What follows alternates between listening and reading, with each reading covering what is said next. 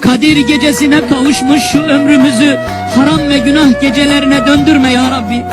Allah'ım ne olur bizi bağışla. Allah'ım ne olur bizi affet. Allah'ım ne olur bizi affet. Allah'ım Müslümanlara yardım eyle. Allah'ım müminlere yardım eyle. Sahipsiz kaldık ya Rabbi.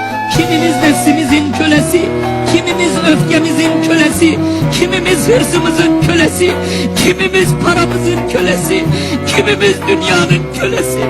Maskara maymunlara döndük ya Rabbi. Ya Rabbi, Kadir gecesi olmayacaksa bu ne zaman olacak? Kadir gecesi düzelmeyecekse bizim hayatımız başka hangi gün düzelir? Bu gece bizi düzelt ya Rabbi. Bu gece bizi doğru yola ilet ya Rabbi.